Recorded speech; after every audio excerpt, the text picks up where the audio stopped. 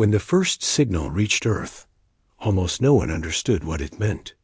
At first, scientists thought it was an echo from a pulsar or some background noise from deep space. But the pattern repeated again and again, too clear to be a mistake. It wasn't a random sound. It was a message, and it wasn't from Earth. The words were not in any human language, but the tone behind them felt desperate. After weeks of decoding and analyzing it, the scientists finally agreed on one thing. Someone out there was asking for help. The news spread across Earth in only a few hours. Every country, every agency, every private company with a radio satellite or a research facility wanted to know what was happening. People were excited and afraid at the same time. For all of human history, the idea of life out there had been a dream or a theory. Now it was real, and that life was crying out for assistance. The message repeated the same translated line every day. They were asking the stars for champions. The word champions confused many people.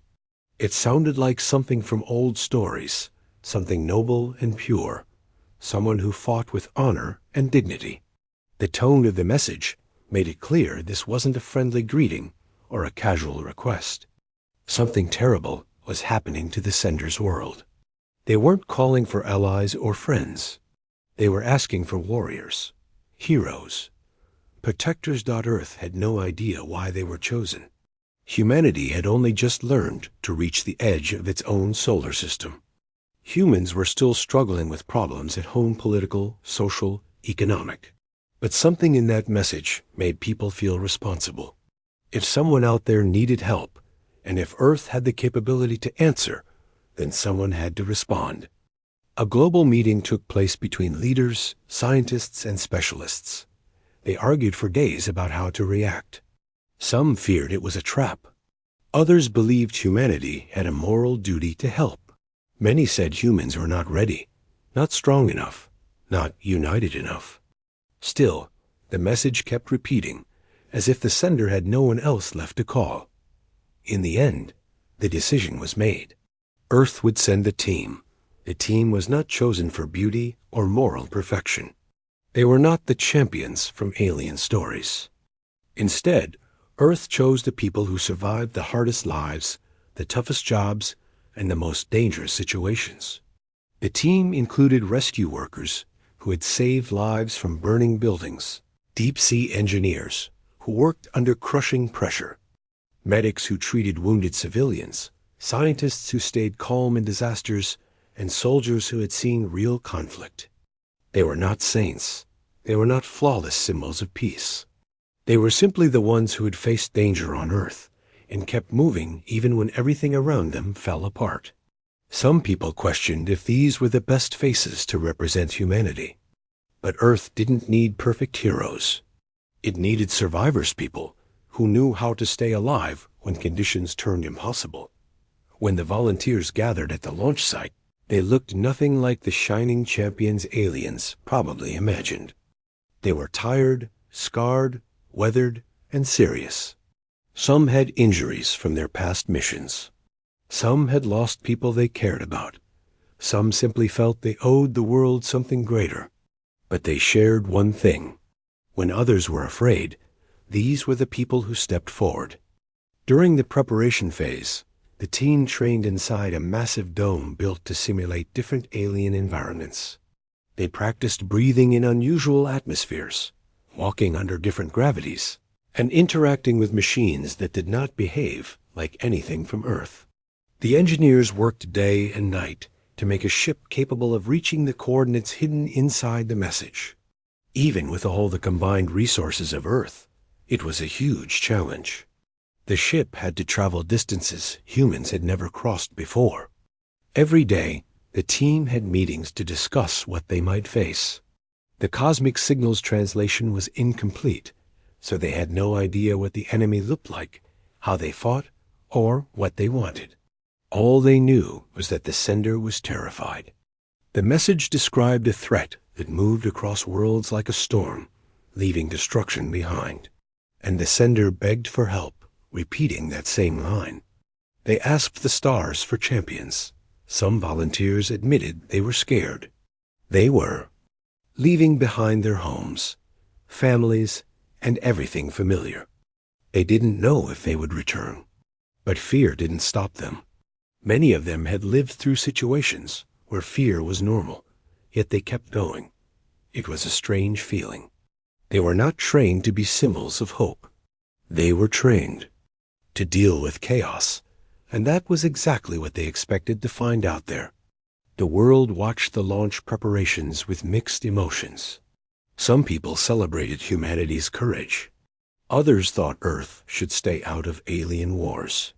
A few believed this mission would unite humans in ways nothing else had. But almost everyone felt a quiet respect for the volunteers.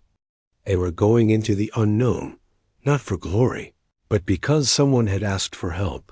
The night before the launch, the team members sat together in a quiet room. No cameras, no recorders, no speeches. Just the humans who were about to leave their planet behind. Some spoke softly about their pasts. Some kept silent, staring at the stars through the window. They all knew they were stepping into something much larger than themselves. The oldest member of the group finally said something simple, something that felt heavy in the quiet room. "We're not going out there to be heroes. We're going because no one else would come for us if we called." Those words stuck in everyone's mind. Earth had been a place of endless struggle, but humans always helped each other, even in the darkest times. Maybe that was why they were chosen. Not because they were champions, but because they were fighters who refused to give up on each other. When the launch day finally arrived, crowds formed in every major city to watch the event live. The ship, built with a mix of human technology and new experimental designs, stood like a giant arrow pointed at the sky. The volunteers entered the ship silently, each carrying the weight of Earth's hopes on their shoulders. As the engines roared to life, a deep vibration spread through the ground. The ship lifted slowly, then shot into the sky, leaving a trail of fire behind. Inside the ship, the team felt the pressure push them back into their seats. The blue of Earth faded away, replaced by darkness and stars. They were leaving everything familiar behind, carrying nothing but their training, their instincts, and their determination to help strangers who had cried out across the galaxy. As the ship traveled further from Earth, the reality settled in. They were no longer just humans from one planet. They were representatives of an entire species, and the message that brought them here still echoed in their minds. Somewhere out there, someone had asked the stars for champions. They didn't know what those aliens expected, but the humans knew one thing. They were not perfect champions. They were something else entirely. Something shaped by a world that demanded strength just to survive. They were Earth's answer. And Earth wasn't sending legends. It was sending humans. The journey through deep space changed the team in ways they didn't expect. At first, they passed the time with training sessions, checking equipment, and running system tests. But after days turned into weeks, silence filled the ship. There were no landmarks outside, no rising sun or changing seasons. Only endless darkness and cold lights from stars that felt too far away to touch. It was beautiful, but it also reminded them how fragile they were. Whenever they checked the navigation displays, they saw the same thing. They were heading toward a set of coordinates that didn't belong to any human map. Somewhere out there, beyond the quiet darkness, a coalition of alien species was waiting for them. Those aliens believed Earth was sending noble champions. If only they knew the truth. The ship carried people who had lived through disasters, wars, and crisis. People shaped by chaos, not by honor or ceremony. When the day finally came for the ship to drop out of faster-than-light travel, the whole team gathered near the front windows. They had no idea what they were expecting. Maybe a welcoming fleet, maybe danger, maybe nothing at all. But the moment space settled and the view cleared, they all froze in place. Before them spread a massive arrangement of ships, far larger and stranger than anything humans had built. Some looked like floating crystals. Some looked like giant shells. Others had long curved shapes with glowing lines across their surfaces. The humans didn't move. Even their breathing slowed. It felt like every one of those ships was staring back at them. The ship's communication system beeped, and a voice they had never heard filled the cabin. The tone wasn't angry or hostile. It was shaky, almost trembling, like someone afraid to say the wrong thing. The translator struggled for a moment, then shaped the words into something understandable. "Identify yourselves." The team leader stepped forward and answered in a calm, steady voice. "We are from Earth. We received your call." Silence followed. Long, uncomfortable silence. Then finally, the voice replied, "You came." There was disbelief in those two words, almost like the alien didn't expect the message to reach anyone, or didn't believe anyone would bother helping. But before anyone could say anything else, several of the alien ships moved aside, creating a path for the human vessel. It took a few minutes for the ship to begin following the escorts, but everyone on board felt the same thing. This wasn't a welcome. It was an inspection. The closer they moved toward the heart of the fleet, the more humans noticed something strange. The alien ships had heavy armor, damage marks, and signs of past battles. Some parts were patched up quickly. Others were still dented or burned. These weren't ships waiting proudly for champions. These were ships that had already seen war and were barely holding together. When they finally docked inside a huge space platform, the humans prepared themselves for first contact. They put on lightweight suits, not armored, just protective enough to handle unknown air. As the doors opened, they stepped out into a wide hall with polished metal floors. The lighting was soft and dim, almost like the place was trying to calm visitors, not intimidate them. But the moment the aliens entered, the hall's atmosphere changed completely. At least 5 different species stood there, each one unique in shape and size. Some were tall and thin with glowing accents. Others were shorter and broader, with layered skin that looked like stone. None of them looked human. And yet, all of them stared at the humans with the same expression, fear mixed with disbelief. The humans weren't sure what they did wrong. They were just standing there. But something about their posture, their calm eyes, their steady breathing, made the aliens uneasy. These species came from worlds without predators, without constant danger, without harsh environments. They had been taught that strength came from discipline and honor. What stood before them instead were creatures shaped by a world full of storms, diseases, conflict, and hardship. One alien stepped forward, clearly the spokesperson. Its voice shook slightly as it spoke through the translator. "You are." Smaller than we expected. The humans exchanged confused looks. They didn't know if that was an insult or just an observation. The team leader answered carefully. "Size is not always the measure of strength." The alien's eyes widened, and a ripple of whispers spread through the group. They were not used to that kind of answer. They expected soft reassurance, polite behavior, maybe even nervousness. Instead, the human spoke with quiet confidence, and that confidence felt dangerous. Another alien moved closer, keeping a safe distance. "You are the ones your world chose to send?" The humans nodded. More whispers followed. The aliens didn't understand. They had expected shining hero symbols of peace and bravery. But the humans standing before them looked too calm, too sharp, too ready. Their muscles were compact, not bulky. Their eyes were focused, not wide with curiosity. They stood like people who had seen danger and learned not to flinch. The aliens didn't see champions. They saw creatures that reminded them of predators. The humans were asked to follow the spokesperson into a large meeting room. The walls were covered with smooth panels displaying maps, star charts, and images of burned planets. As the humans entered, the aliens inside grew tense. Some even moved back a step.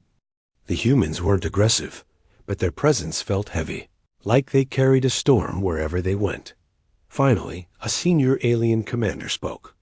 "We requested assistance. We told the stars we needed champions. You answered, but you seem very different from what we imagined." A human medic spoke gently. "Different how?" The commander hesitated. "You look calm. Too calm. Even now." The humans didn't know how to explain it. To them, calm was normal. They had learned long ago that panic helped no one. Many of them had walked through collapsed buildings, through fires, through chaos. Standing in a meeting room didn't compare to that dot. The aliens brought up images of the enemy that threatened their worlds. The creatures were fast, ruthless, and overwhelming in number. The humans watched without blinking. They had seen violent storms, floods, earthquakes, and disasters that destroyed entire towns. Danger didn't frighten them the same way it frightened other species. One alien advisor whispered, not knowing the humans could hear, "They do not look like champions. They look like something else." Another answered in a worried tone, "What if we have invited something dangerous to our worlds?" The humans heard every word, but none of them reacted. They weren't offended. They understood fear. They understood caution. In fact, many of them would have felt the same way if unfamiliar creatures suddenly landed on Earth. But what the aliens didn't understand was that humans weren't trying to appear threatening.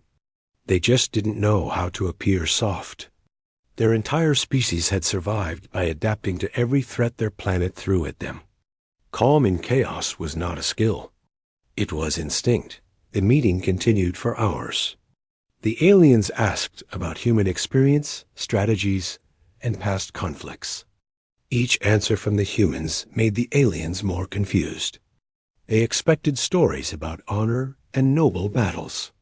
Instead, humans spoke about rescue missions, evacuations, field improvisations, surviving hopeless situations, and winning against odds that should have crushed them. To the aliens, it sounded like madness. To humans, it was simply life. By the end of the discussion, the aliens realized they had misunderstood something very important. Earth had not sent ceremonial champions. Earth had sent people who knew how to fight when everything around them collapsed. People who could think fast, act faster, and refuse to give up even when the situation seemed lost. The aliens had asked for heroes. What they received were survivors. When the humans finally returned to their ship to rest, the aliens gathered in a private room. Their voices were low, uneasy. "They are nothing like us. They are nothing like the enemy either. They are something different. Are they too dangerous?" A silence followed. Then one soft voice answered, "Or are they exactly what we need?" The humans had no idea what kind of impression they had made. They only knew that somewhere in this fleet, people were suffering and needed help. They didn't come to be admired. They came to work, to fight if necessary, and to protect those who couldn't protect themselves. They didn't come as champions. They came as humans, and the aliens weren't sure yet whether that made them feel safer or more afraid. The first few days inside the alien fleet were tense. The humans noticed it immediately. Every time they walked through the halls, aliens moved a little too quickly out of their path. Some stared with wide eyes. Some whispered behind their backs. Even those who tried to act calm still kept the respectful, almost fearful distance. At first the humans thought maybe it was just curiosity, the kind you feel when seeing someone from another world for the first time. But it didn't take long to understand it was something more. It wasn't curiosity. It was caution, maybe even fear. The aliens didn't know what to make of the humans. They didn't understand their calmness, their steady posture, their quiet voices. To the humans, staying calm was normal. But to many of these species, calmness in a place filled with fear and danger was unnatural. It reminded them of creatures that waited patiently before attacking. Still, the humans continued with their mission. They were not there to impress anyone or to show off. They were there to help, even if some aliens looked at them like they were wild animals pretending to behave. The first task given to the humans was to observe the enemy's tactics. The aliens projected holograms of past battles. Most of the coalition forces fought in organized lines, following strict rules of engagement. They believed in order, discipline, and predictable movements. Their enemy did not. The enemy attacked like a wave, wild, fast, unpredictable. They broke rules, changed direction suddenly, and never hesitated. The aliens had no idea how to handle such chaos. They tried to fight with honor and structure, and that structure kept collapsing the moment the enemy charged. The humans watched those recordings with a different perspective. They had seen this kind of fight before, maybe not in space, but in life. On Earth, danger rarely followed rules. Floods didn't wait politely. Fires didn't fight honorably. Storms didn't warn you before changing direction. And humans learned from all of it. One of the alien commanders asked the humans how they would respond to an attack, like the one shown in the hologram. The humans exchanged glances before giving an answer. They explained their approach step by step. They described improvising. They talked about using enemy momentum against them. They spoke about adapting on the spot instead of sticking to one perfect plan. The aliens looked horrified. You would change strategy during the fight? One alien asked. Yes, a human replied simply. That is reckless. The humans almost smiled at that. Reckless to them was ignoring danger. Changing plans to stay alive wasn't reckless. It was logical. Another alien asked why humans weren't afraid of unpredictability. A human engineer answered, Our world teaches us early that you can plan everything perfectly, and life will still throw a surprise at you. You either adjust or you get crushed. The aliens didn't respond. They had never thought that way. Their cultures valued control, precision, and planned behavior. But humans came from a world that did not care what they valued. Earth forced them to adapt or die. Later, the medic of the team was asked to explain human emergency procedures. The aliens were expecting something gentle and organized, the kind of procedures used in peaceful societies. Instead, the medic spoke with surprising honesty. They described triage, choosing who to help first when there aren't enough resources. They explained how, during disasters, not everyone could be saved, so decisions had to be made quickly. Even if they were painful, many aliens flinched at the explanation. That sounds heartless, one whispered. The medic shook their head gently. It's not heartless. It's hard. But our goal is to save as many as we can. In the worst moments, doing the most good sometimes requires choices you wish you could avoid. The aliens struggled to understand. They lived in societies where tragedies were rare, where emergencies were controlled, where choices were simpler. They didn't know the pain of losing people because help arrived too late. Humans did. After the meeting ended, the humans walked out quietly. Behind them, the aliens continued whispering. These beings have survived things we cannot imagine. They speak calmly about situations that would break us.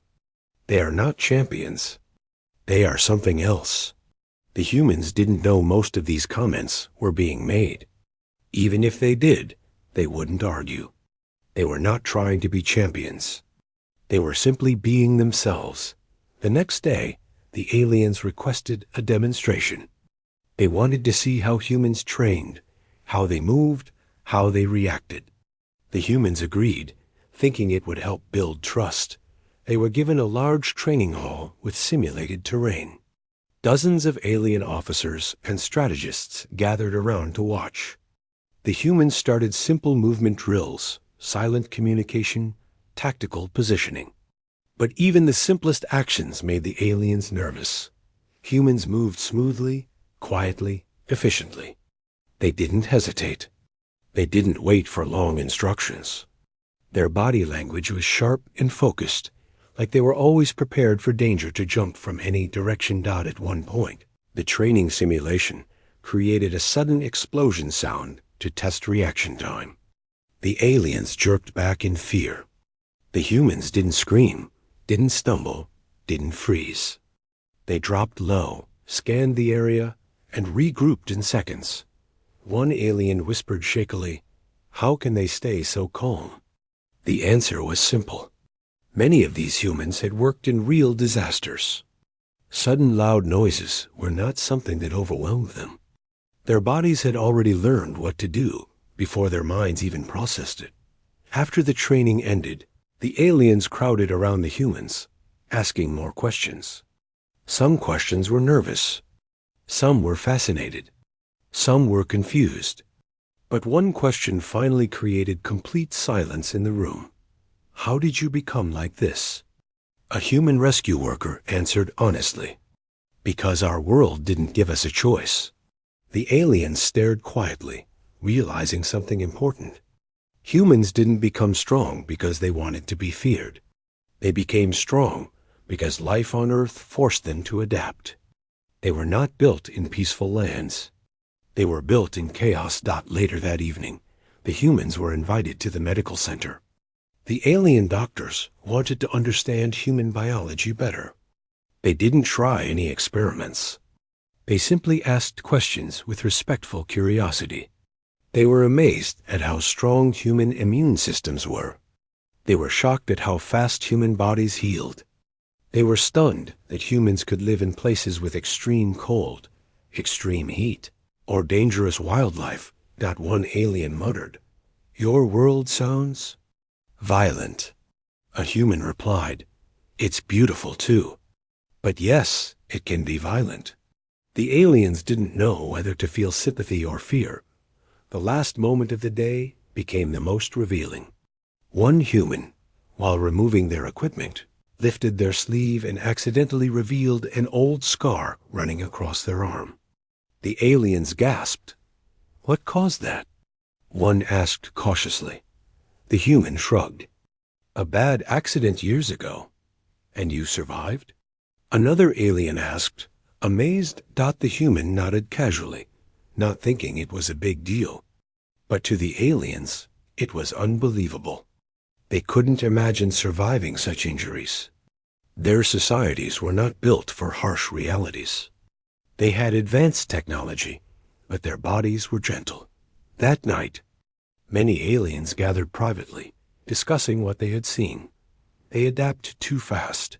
They accept pain like it is normal. They talk softly, but their instincts feel dangerous. They are not what we asked for. Then what are they? Monsters in human skin? One alien said quietly. Another responded slowly. No, they are survivors. A heavy silence followed. Then someone asked the question everyone was thinking. Can survivors become the champions we need? No one knew the answer.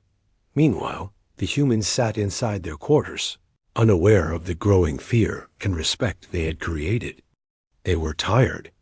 They were focused on the upcoming mission. They were preparing themselves mentally for the possibility of fighting an enemy they had never seen before. They didn't know the aliens saw them as something dangerous.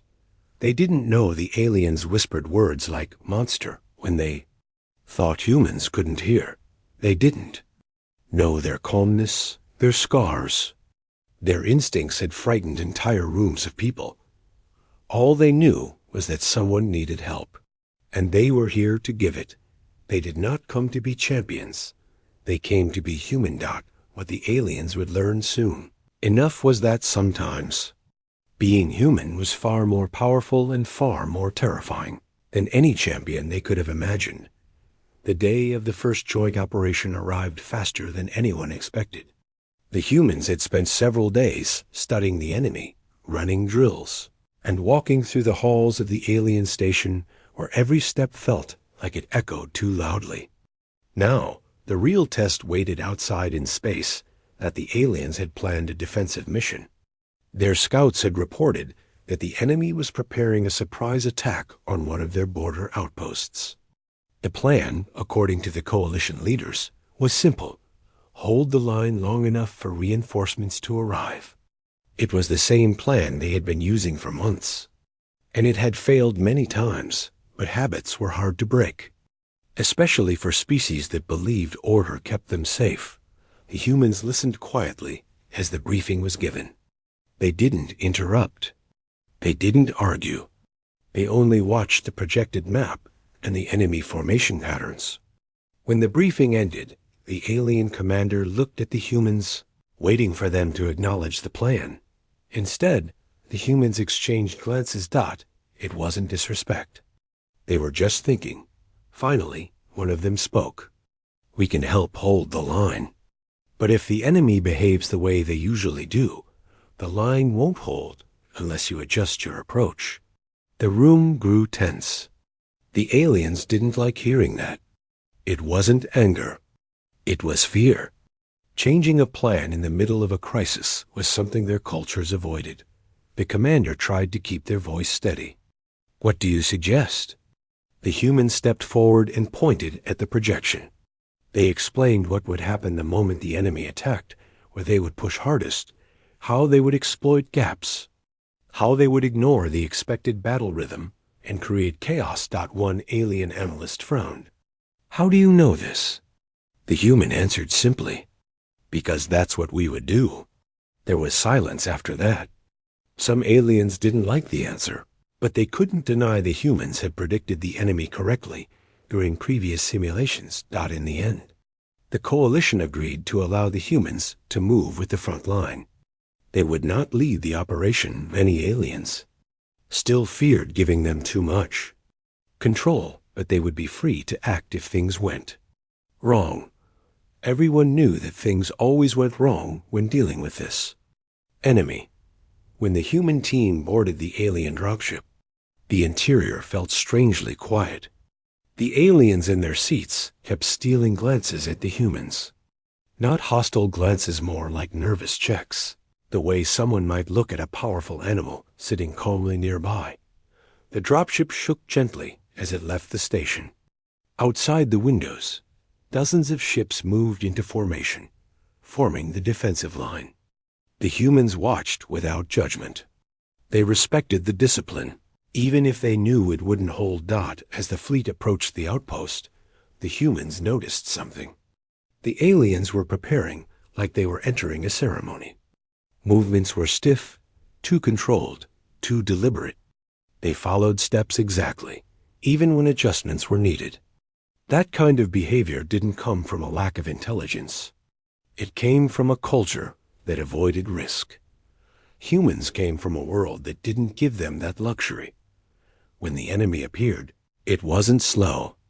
It wasn't careful. It wasn't polite. The first wave came in a sudden burst of motion, fast enough to shock the aliens. Their shapes moved like a storm, unpredictable and sharp. The aliens panicked and tried to hold formation, but the line wavered almost immediately. The human team felt the shift the moment it happened. Their instincts sharpened. Their breathing steadied. They didn't panic. They prepared to move. A loud alarm sounded through the comms.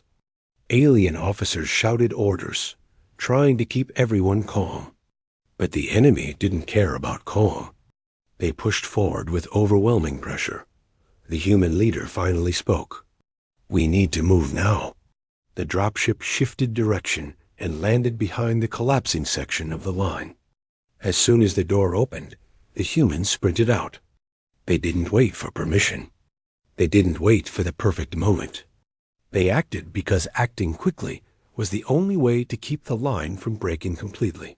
The aliens on the ground stared in shock as the humans ran toward the danger instead of away from it. Their movements were sharp, but not chaotic, fast but controlled. They scanned the battlefield with eyes trained by years of real emergencies. Where the aliens saw panic and confusion, the humans saw openings. They split into smaller groups, each one taking a different angle. They moved through the defensive positions with purpose, speaking calmly to the alien soldiers they passed. Shift left. Reinforce this point. Don't cluster. Spread out. The aliens followed because something in the humans' tone left no room for doubt. It wasn't forceful. It was confident. It was the voice of people who had survived too many impossible situations to be ignored. A sudden surge from the enemy hit the right side of the line. Alien forces began to retreat, fearing they would be overrun. The humans reached them first. Instead of shouting or scolding, one of the humans simply stood at the front and pointed. There.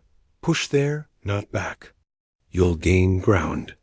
The aliens didn't understand why, but they trusted the human certainty.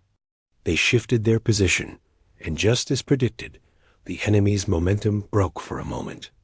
It wasn't a victory, but it was a chance. The humans took it.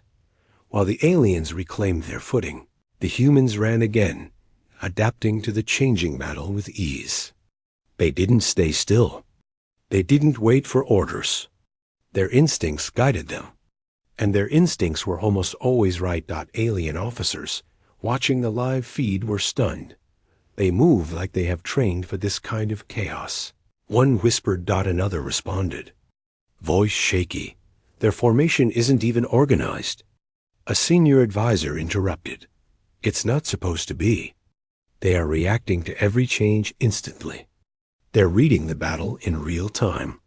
On the ground, the humans pushed deeper, forcing the enemy to focus on them instead of the collapsing defenses. They didn't attack recklessly. They fought smart, predicting where the next push would come from and repositioning themselves before it even happened. The aliens saw something they had never seen before. The humans made danger look manageable.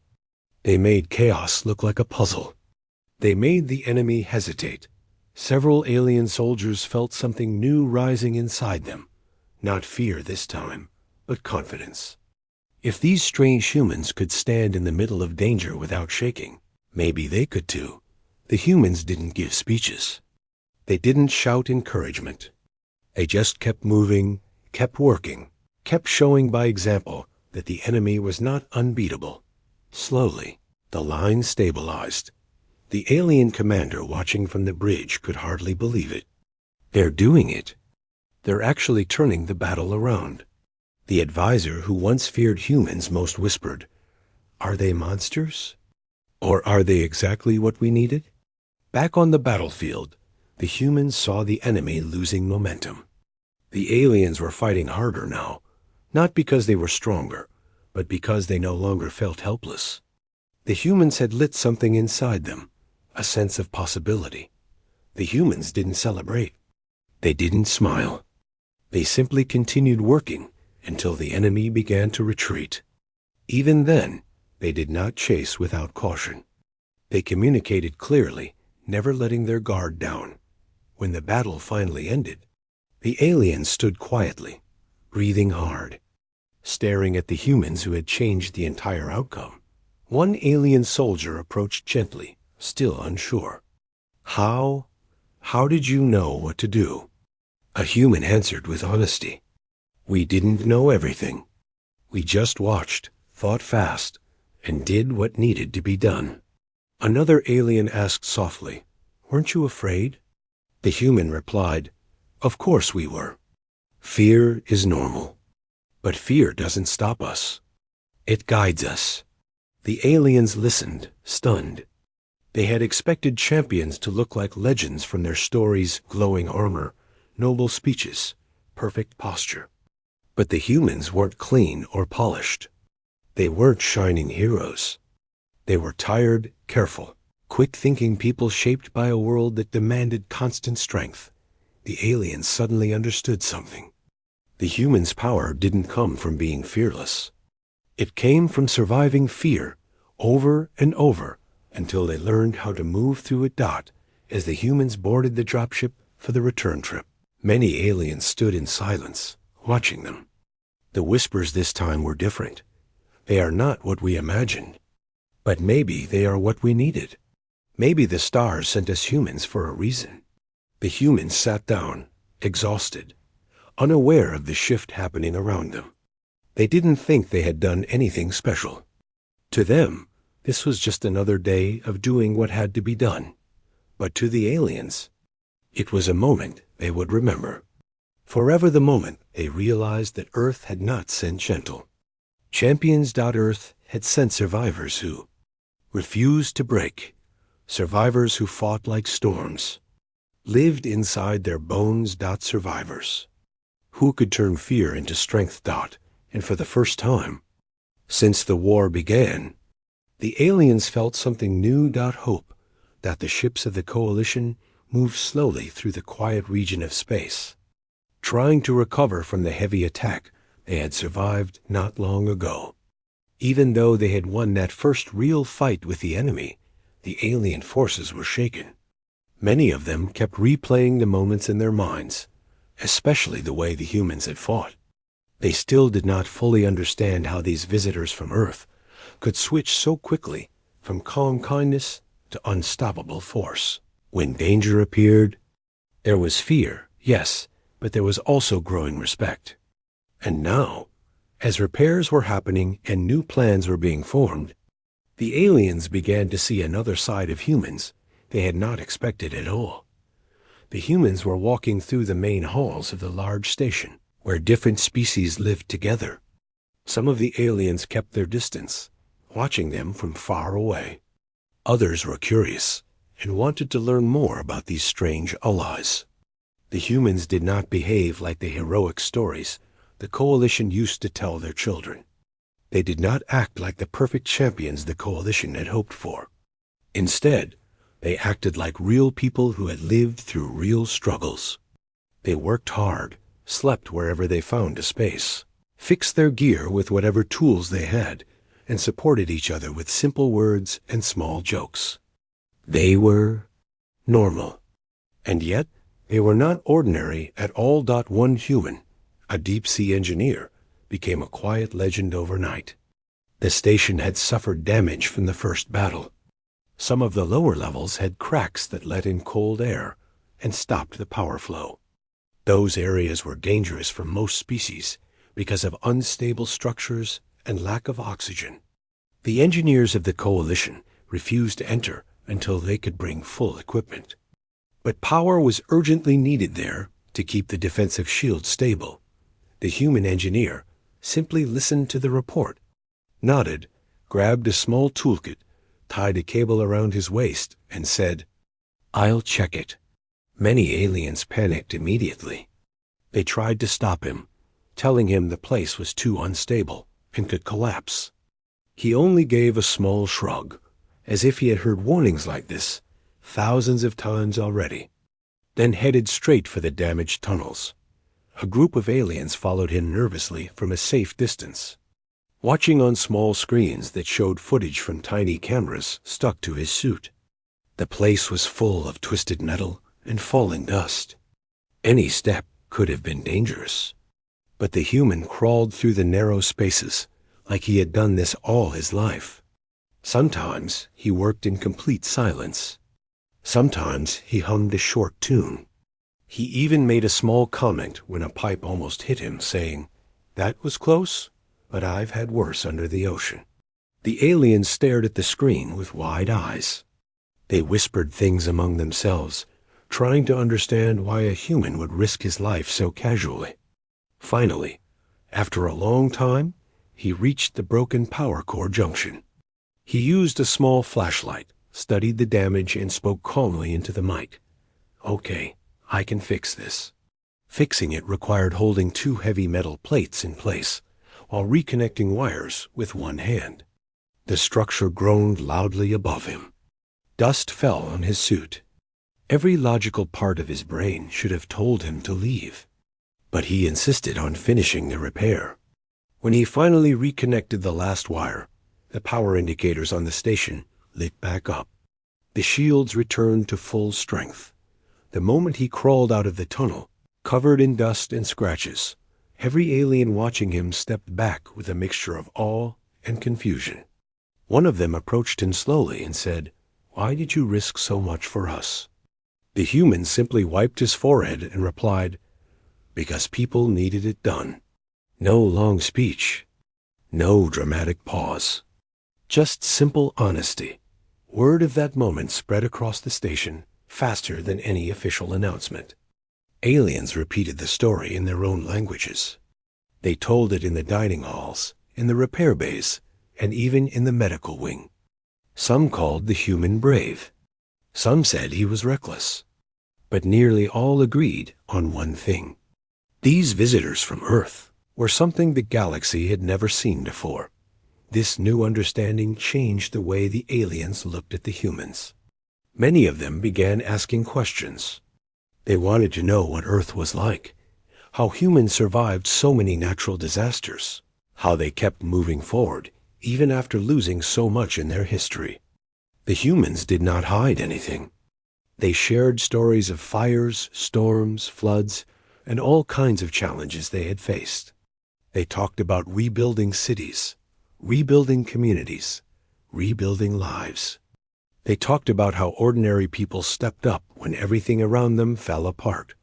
One alien, small and gentle compared to the others, listened with deep curiosity.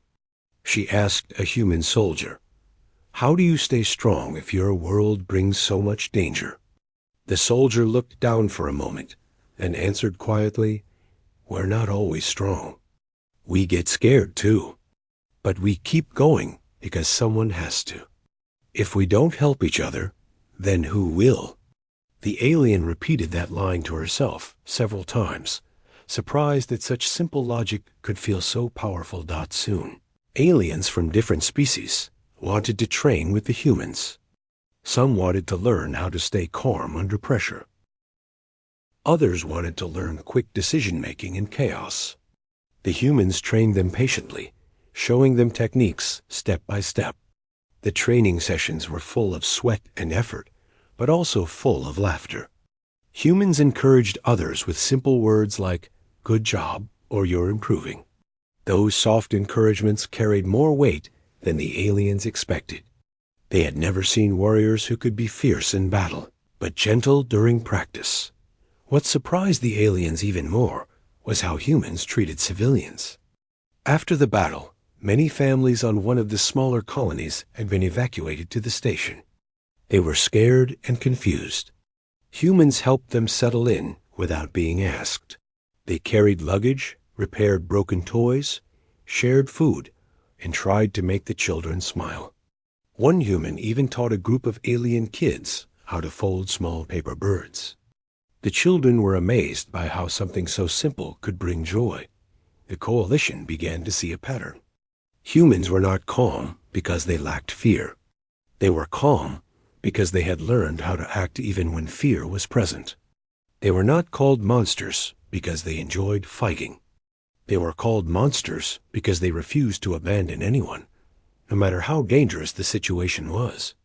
Their courage did not come from strength. It came from responsibility. This realization slowly changed the entire atmosphere of the station. Aliens who once avoided humans now walked beside them. Those who feared their intense nature now found comfort in it. They realized humans were not unpredictable at all. They were dependable. They were the type of beings who would run into burning buildings, dive into stormy waters, or face unknown enemies if it meant saving a single life. Even the coalition commanders felt the change. They saw how morale improved when humans were nearby. They noticed how different species communicated better after training with them. The fear had not disappeared completely, but it had transformed into something more meaningful. It became respect, but perhaps the biggest change happened inside the aliens themselves. Before meeting humans, many of them believed courage belonged only to legendary heroes. They thought bravery came from perfect beings who never doubted or wavered. But humans showed them a new kind of bravery. A quiet bravery. A practical bravery.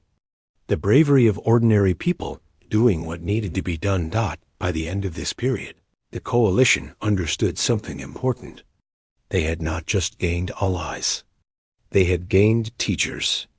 And the lessons humans gave them were not about hatred or destruction.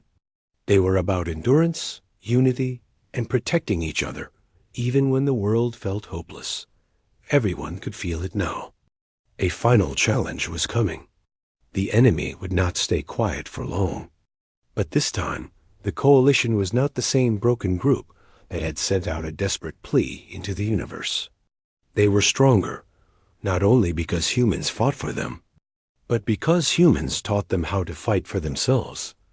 And in every corner of the station, from the training halls to the damaged tunnels still being repaired, one thought stayed in the minds of all aliens.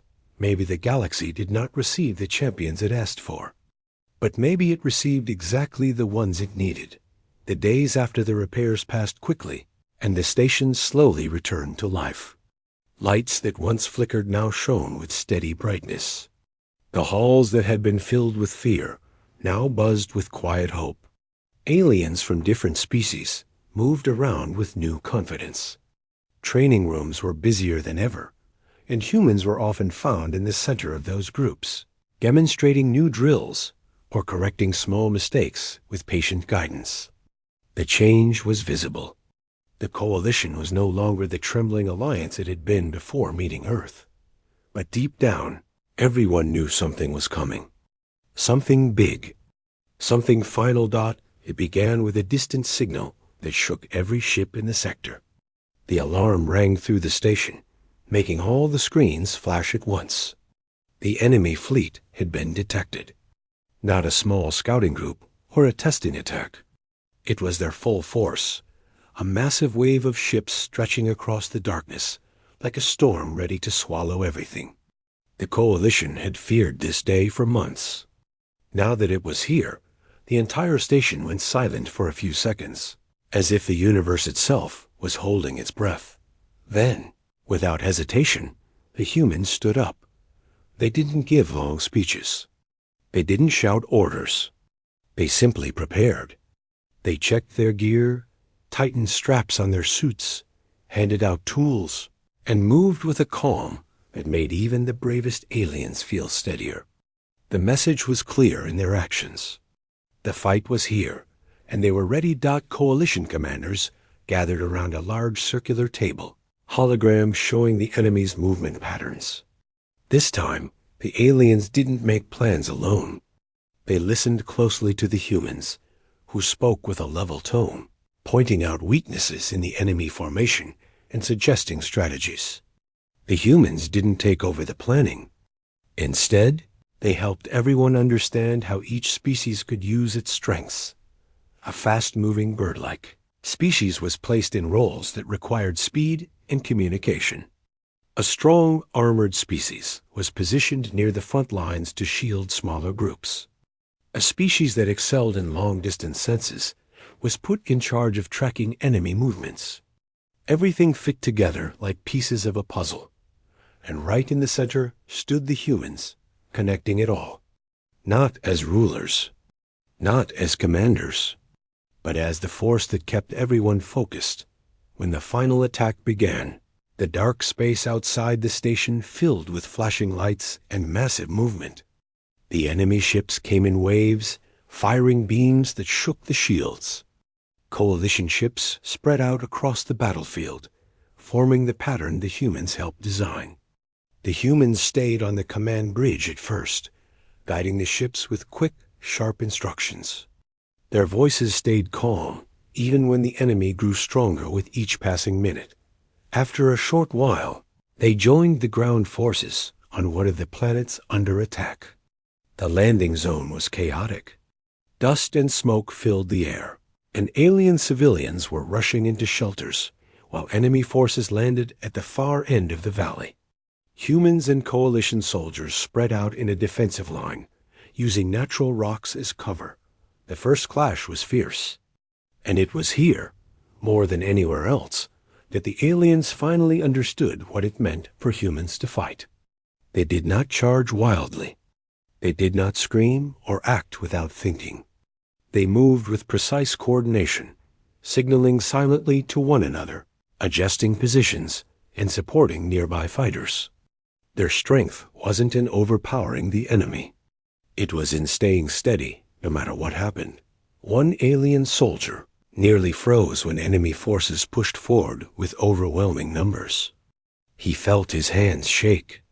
He felt his breath grow shallow. But one human placed a hand on his shoulder, looked him in the eyes through the helmet visor, and said, "Focus on the next step.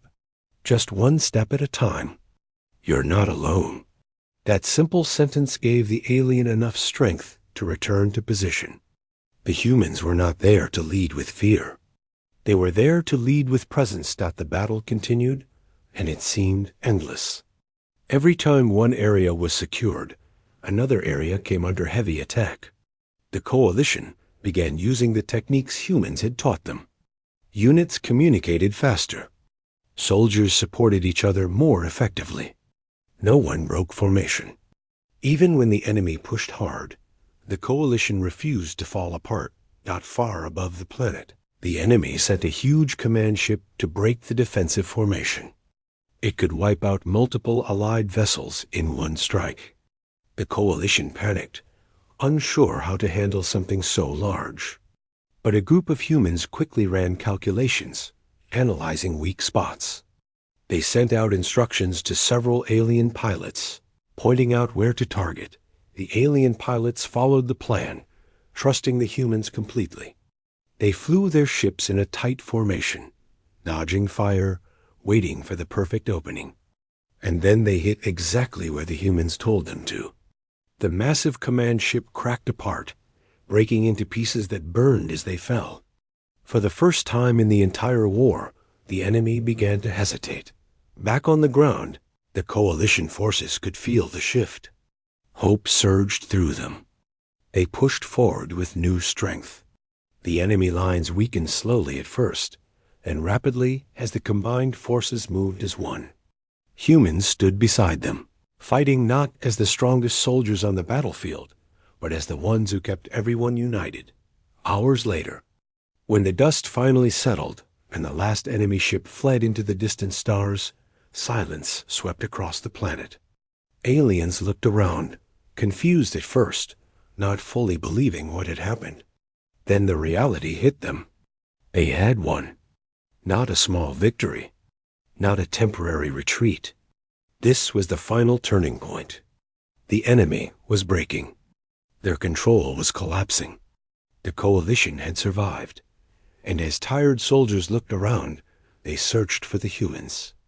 They found them sitting on rocks, catching their breath, checking injuries, and helping others stand.